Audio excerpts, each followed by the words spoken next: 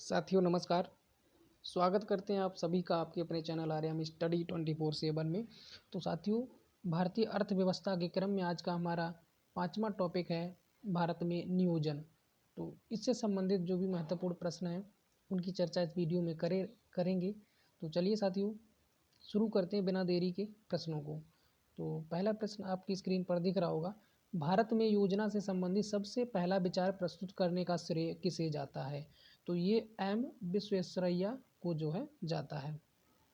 अगला प्रश्न, चलिए अगला प्रश्न देखते हैं। तो काफ़ी महत्वपूर्ण प्रश्न इस टॉपिक से संबंधित हैं। चलिए अगला है, भारतीय योजना निर्माण के उद्देश्य हैं। तो जो है ये उद्देश्य हैं राष्ट्रीय आय में वृद्धि, आय और संपत्ति में असमानताओं को घटाना, निर्धनता उन्मूलन। ठीक है, ये भारतीय योजना निर्माण के उद्देश्य हैं।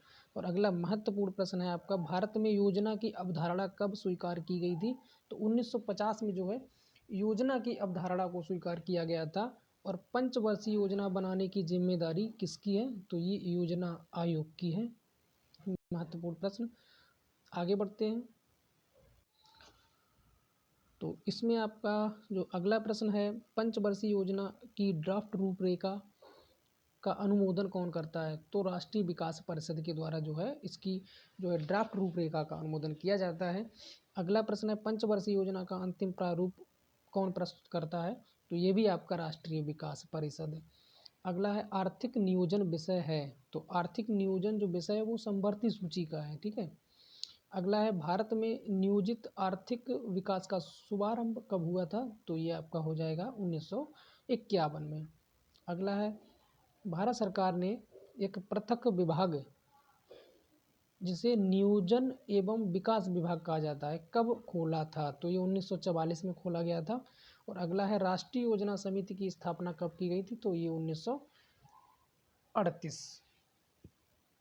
आगे बढ़ते हैं। प्रथम पंचवर्षीय योजना में किस क्षेत्र की प्रमुखता दी गई थी? तो ये कृषि क्षेत्र को जो है पहली पंचवर्षीय जब योजना चालू हुई थी 1951 में, तब कृषि क्षेत्र को प्रमुखता दी गई थी। अगला है, 12वीं पंचवर्षीय योजना की अवधि है। तो ये जो है 2012 से 2017। अगला है, भारत में औद्योगिकरण की प्रक्रिया किस पंचवर्षीय योजना में प्रारंभ की गई थी? तो ये द्वितीय पंचवर्षीय योजना में जो है प्रारंभ की गई थी। अगला है, द्वितीय पंचवर्षीय योजना का प्रारूप किसने तैयार किया था? तो ये पीसी महालनोबिस ने जो है द्वितीय पंचवर्षीय योजना का प्रारूप तैयार किया था। अगला है, खादी एवं ग्रामीण उद्योग आयोग की स्थापना किस पंचवर्षीय योजना के अंतर्गत की गई थी? तो ये पहली पंचवर्षीय योजना के अंतर्गत जो है खादी एवं ग्रामीण उद्योग के से संबंधित जो है योजना थी।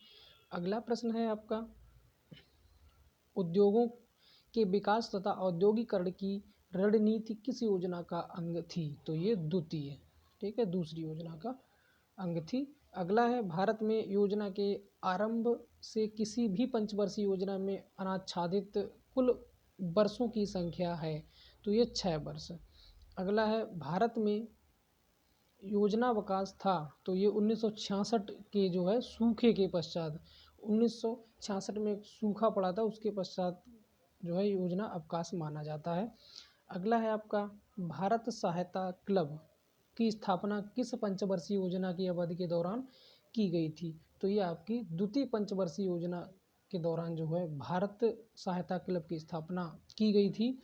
अगला है, पंचवर्षीय योजना के इतिहास में भारत की सर्वाधिक असफल योजना किसे माना जाता है? तो ये तृतीय योजना, जो तीसरी पंचवर्षीय योजना थी, उसे असफल जो है योजना के नाम से जाना जाता है। अगला है, तृतीय पंचवर्षीय योजना का मुख्य उद्देश्य क्या था? तो ये आत्मपोषित विकास। अगला है, भारत की किस पंचवर्षीय योजना ने अपनी प्राथमिकता को विकास से हटाकर प्रतिरक्षा की ओर केंद्रित कर दिया था? तो ये भी आपका तीसरी पंचवर्षीय योजना। अगला है, प्रथम वित्त आयोग के अध्यक्ष कौन थे? तो ये केसी नियोगी थी, प्रथम वित्त आयोग के अध्यक्ष। अगला है, किस पंचवर्षीय योजना अवधि के दौरान सरकार ने यह कृषि नीति अपनाई जिसने हरित क्रांति को जन्म दिया, तो ये चतुर्थ योजना, ठीक है, चौथी पंचवर्षीय योजना में जो है हरित क्रांति को जन्म दिया। अगला है आपका चौथी पंचवर्षीय योजना, जिसका समय रहा 1969 से 74 के बीच, को कहा जाता है, तो गाडगिल योजना कहा जाता है इस चौथी पंचवर्षीय योजना को। और अगला जो है महत्वपूर्ण प्रश्न, भारत में गरीबी हटाओ का नारा किस पंचवर्षीय योजना के अंतर्गत दिया गया था, तो ये पांचवी पंचवर्षीय योजना के अंतर्गत गरीबी हटाओ का नारा दिया गया था। अगला है योजना आयोग की स्थापना की गई थी, तो ये संघीय मंत्री परिषद द्वारा एक विशेष प्रस्ताव पारित कर जो है की गई थी। आगे बढ़ते हैं, चलिए अगला प्रश्न देखिए, काफ़ी महत्वपूर्ण प्रश्न है इस टॉपिक में, तो बने रहें हमारे साथ।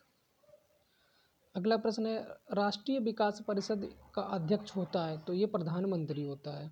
और अगला है, राष्ट्रीय आय विकास परिषद का पदेन सचिव होता है, तो ये योजना आयोग का सचिव, ठीक है। और योजना आयोग है एक संसदीय विधान द्वारा निर्मित एक निकाय, ठीक है, ये चीज़ भी आपको समझनी है। और अगला प्रश्न है, भारत में योजना आयोग का गठन हुआ था, तो ये काफ़ी महत्वपूर्ण प्रश्न हो जाता है। योजना आयोग का जो गठन है वो मार्च 1950 को हुआ था, ये आपको याद रखना है। अगला है, योजना आयोग के सदस्यों की संख्या होती है, तो ये सरकार की इच्छा के अनुसार है। अगला है, प्रथम योजना आयोग के जो उपाध्यक्ष थे वो थे गुलजारी लाल नंदा। योजना आयोग का पदेन अध्यक्ष कौन होता है, तो ये प्रधानमंत्री होता है। और योजना आयोग के उपाध्यक्ष को भारत सरकार के सरकारी वरीयता क्रम में जो है महत्व का दर्जा दिया गया है, तो ये भारत सरकार के कैबिनेट मंत्री के समान, ठीक है। अगला जो प्रश्न है, राष्ट्रीय कृषि और ग्रामीण विकास बैंक, जिसे नाबार्ड कहा जाता है, की स्थापना किस पंचवर्षीय योजना के दौरान की गई, तो ये नाबार्ड की जो स्थापना हुई थी वो छठी पंचवर्षीय योजना के अंतर्गत की गई थी।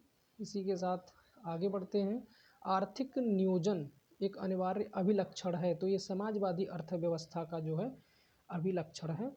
सातवीं पंचवर्षीय योजना की अवधि थी, तो ये 1985 से 90 के बीच ये आपकी सातवीं पंचवर्षीय योजना मानी जाती है। अगला है, सातवीं पंचवर्षीय योजना में प्रारंभ किया गया एक महत्वपूर्ण रोजगार कार्यक्रम था, तो ये JRY।